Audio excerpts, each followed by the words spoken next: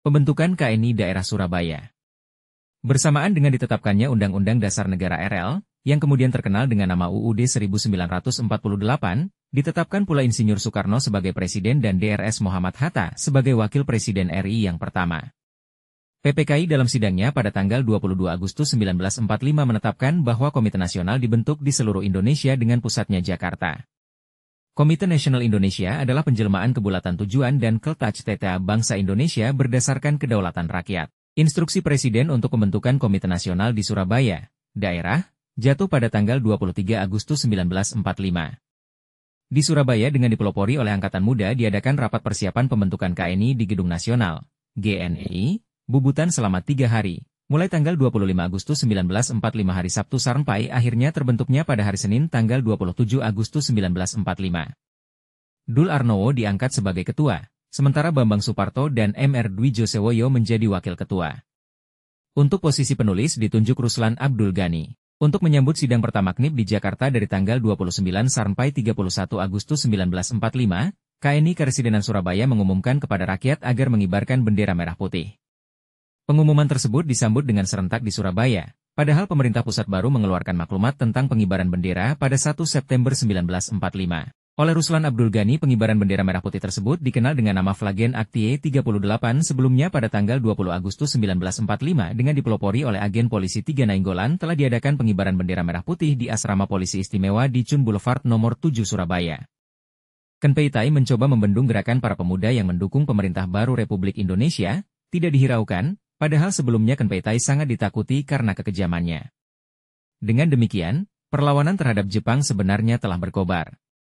Lembaran pengumuman Jepang yang ditempelkan di mana-mana, dalam kota Surabaya dalam waktu yang singkat disobek-sobek oleh pemuda dan rakyat dalam suasana kemarahan. Tindakan yang diambil KNI selanjutnya memutuskan dan menghapuskan segala sesuatu yang berbau Jepang, membubarkan jawatan buatan Jepang seperti Jawa Hokokai, Keibodan, Seinendan, Badan Pembantu Prajurit Romo Shokyokai pada akhir bulan Agustus.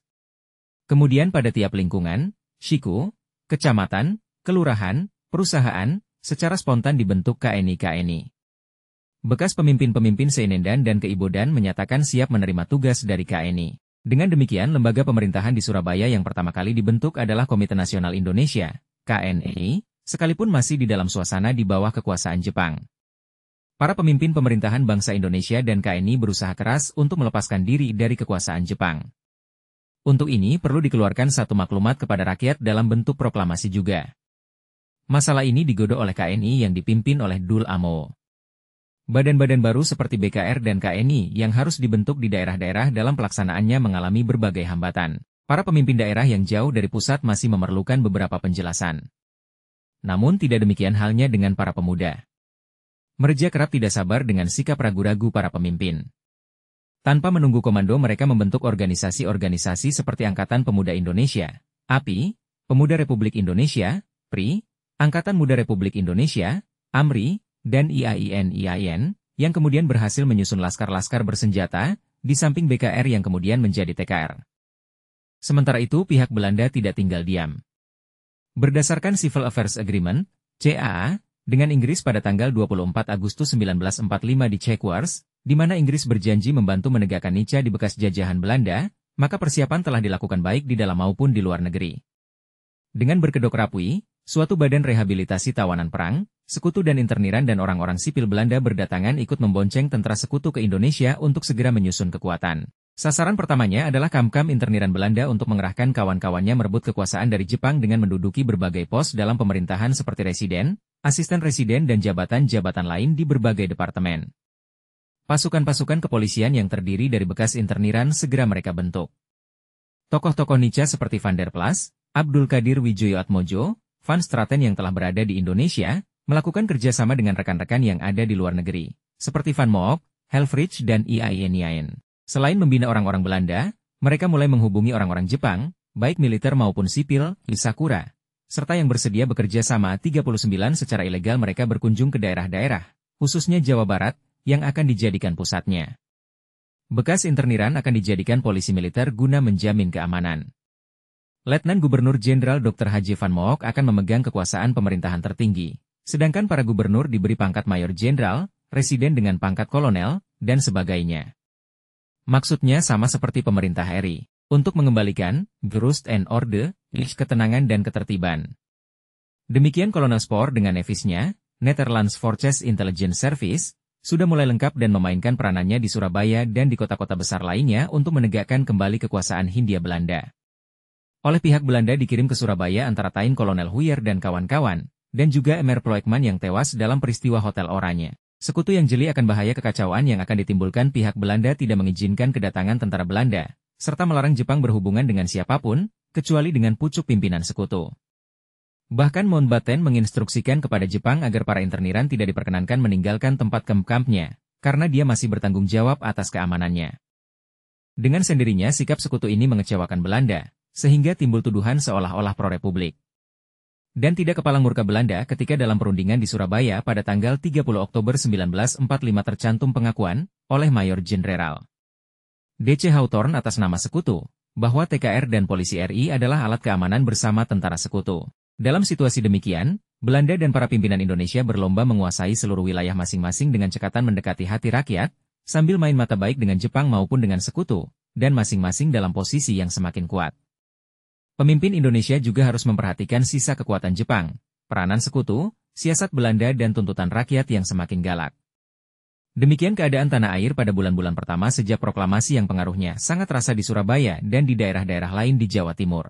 Kedua belah pihak giat berlomba dengan waktu untuk secepat mungkin memperoleh kemajuan dengan menggunakan berbagai macam siasat dan kekuatan.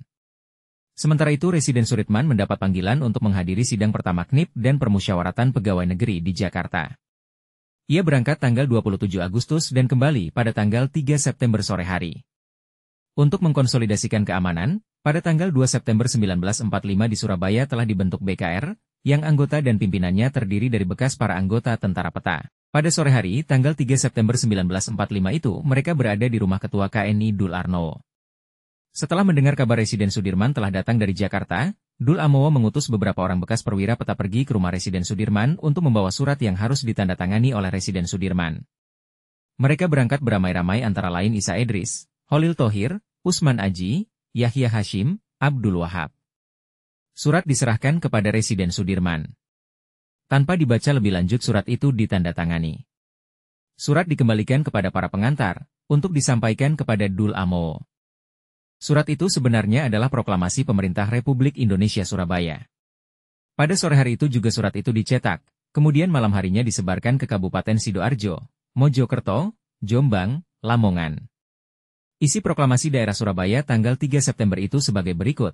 I bersandar atas proklamasi Indonesia Merdeka tertanggal 17/8/2606, sebagai hari kebulatan kemauan bangsa Indonesia, mengikuti perintah PM Presiden Republik Indonesia yang disiarkan dengan pidato radio pada tanggal 23/8/2605 dengan anjuran Pusat Komite Nasional Bangsa Indonesia di dalam putusan permusyawaratan di Jakarta pada tanggal 29/8/2605 dengan ini diumumkan. 1.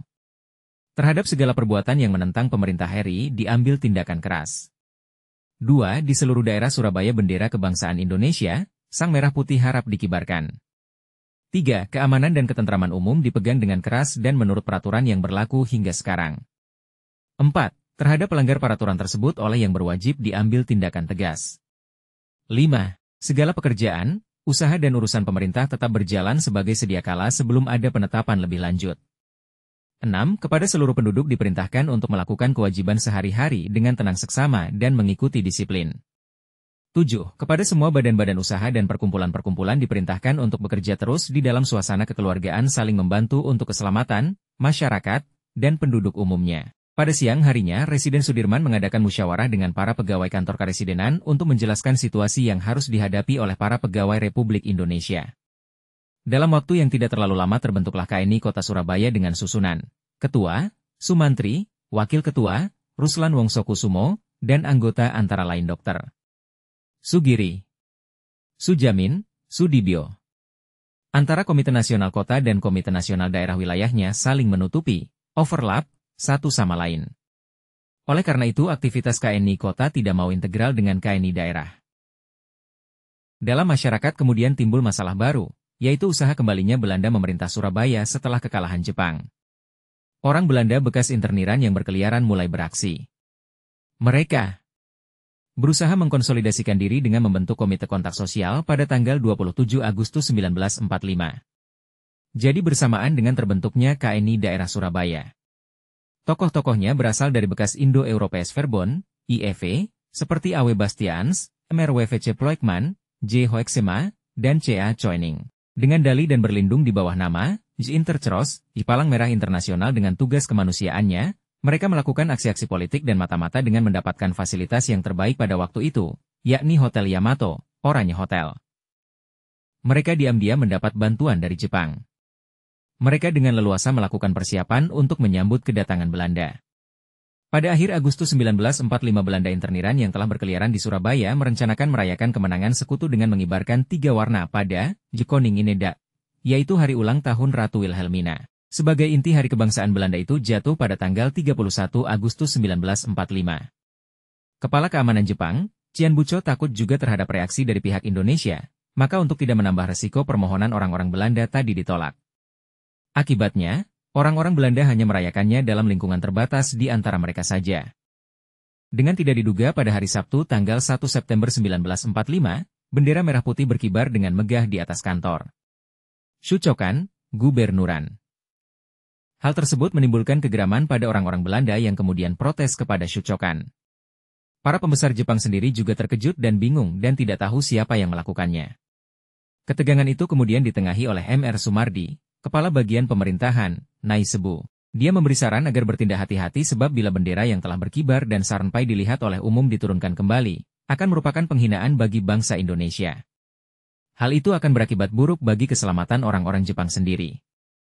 Oleh karena itu, dianjurkan agar 1 hari ini saja dibiarkan berkibar di tempatnya saranpai sore. Pembesar-pembesar Jepang dapat menerima nasihat itu. Dengan hati kesal orang-orang Belanda meninggalkan gedung Pembentukan Barisan Keamanan Rakyat, BKR. Seperti telah diutarakan, segera setelah berita proklamasi kemerdekaan RI saranpai di tangan penguasa Jepang di Surabaya, dan berita kekalahan Jepang dalam perangnya melawan sekutu juga sudah terdengar, maka Peta, pembela Tanah Ser, dilucuti senjatanya dan dibubarkan. Peta dikhawatirkan akan melakukan perlawanan terhadap Jepang, seperti yang telah dilakukan di Blitar bulan Februari 1945. Para anggota Peta di Dai dan Gunung Sari pada tanggal 18 Agustus dicutikan dalam waktu tidak terbatas. Tapi pembubaran Peta baru dapat dilaksanakan dengan tuntas 5 hari sesudah proklamasi. Untuk menyelenggarakan keamanan rakyat, karena Jepang menyerah dan tidak dapat diharapkan lagi bantuannya, pemerintah pusat mengumumkan berdirinya Badan Keamanan Rakyat, BKR, pada tanggal 23 Agustus 1945. Di Surabaya, karena pada bulan Agustus sibuk dengan pembentukan KNI Daerah Surabaya, maka pembentukan BKR belum dapat dilaksanakan. Baru pada 2 September 1945 berhasil dibentuk pengurus daerah Badan Penolong Korban Perang, BPKKP, dan Badan Keamanan Rakyat, BKR, bertempat di bekas gedung Badan Pembantu Prajurit, BPP, Jalan Kaliasin 121. Rapat dihadiri oleh hampir semua bekas pimpinan Peta, Heiho, Kaum Pergerakan dan IAIN. Penjelasan mengenai situasi negara yang terancam oleh bahaya, garis-garis perjuangan selanjutnya diberikan oleh Ketua KNI Karesidenan Surabaya, Dul Amo. Kepada para bekas anggota Peta, Heiho dan lain-lain dianjurkan untuk mengadakan kontak-kontak dengan anak buahnya serta memanggilnya untuk membela tanah air. Dalam rapat tanggal 2 September 1945 malam berhasil diputuskan pembentukan BPKKP dan BKR untuk daerah Karesidenan Surabaya. BPKKP dipimpin oleh Dul Amo sedangkan BKR dipimpin DRG Mustopo. Penyempurnaan pembentukan BKR lebih lanjut dibahas dalam pertemuan di GNI Bubutan oleh para bekas Daidancho, Shudancho, Cudancho dan anggota-anggota Peta lainnya yang terkumpul pada tanggal 4 September 1945. Oleh karena kota Surabaya di samping kota Praja, ibu kota Karesidenan Surabaya juga sebagai pusat dan ibu kota Jawa Timur, kemudian diputuskan untuk membentuk 3 eselon BKR yaitu BKR Jawa Timur, BKR Karesidenan, dan BKR Kota Surabaya. Pimpinan BKR DRG, Mustopo, yang juga dosen Fakultas Kedokteran Gigi, Shikadai Gaku, menggunakan para mahasiswanya untuk menyamar sebagai pelayan Hotel Yamato, Oranye Hotel. Hotel tersebut biasa digunakan untuk menginap misi-misi internasional dari Jakarta. Mereka dikoordinir oleh Suyono Prawirobismo, Kepala Bagian Pemberitaan Pemuda Republik Indonesia, PRI, yang berhubungan erat dengan Kepala Intelijen PRI Rustam Zain. Dalam perkembangannya, dalam perundingan-perundingan dengan Jepang dan Sekutu karena pihak-pihak tersebut menghendaki wakil yang berwenang dari Pemerintah Republik Indonesia sebagai syarat berunding, maka Mustopo menggunakan nama kedudukan sebagai Menteri Pertahanan ad interim. Tindakan DRG Mustopo sebagai Menteri Pertahanan dan pimpinan BKR Jawa Timur sering menunjukkan hasil gemilang dan sangat menguntungkan untuk menegakkan kedaulatan Republik Indonesia. Mustopo kerap menerima penyerahan kekuasaan dan senjata, dan sejumlah uang untuk biaya revolusi. Melalui Jaksa Agung Emer Gatot, pemerintah mengeluarkan pernyataan dan pengakuan agar DRG Mustopo terus menjabat pekerjaan Menteri Pertahanan dan kepadanya diberi kuasa penuh untuk menyelenggarakan pertahanan negara. Bahkan oleh Jaksa Agung diserukan kepada seluruh rakyat dan badan-badan pemerintahan agar DRG Mustopo terus dibantu. Sebagai landasan hukumnya dikeluarkanlah surat keterangan untuk DRG Mustopo agar dapat bertindak secara Menteri Pertahanan dan melaksanakan tugas-tugas Menteri Pertahanan. Kegiatan BKR Karesidenan terus bertambah sesudah terjadinya peristiwa bendera 19 September 1945. BKR sangat berperan dalam pengerahan massa pada peristiwa rapat raksasa di Stadion Tambak Sari tanggal 21 September 1945. Seraya memberikan penerangan bahwa dengan mendaftar anggota BKR berarti meningkatkan pentingnya pembelaan terhadap negara Republik Indonesia yang baru merdeka. Apalagi setelah perebutan gedung Kenpeitai tanggal 1-2 Oktober 1945, sebagaimana dinyatakan dalam Dekret Residen Sudirman tanggal 2 Oktober 1945, BKR sejak tanggal tersebut diangkat sebagai badan pemerintah di bawah pimpinan Residen Surabaya R.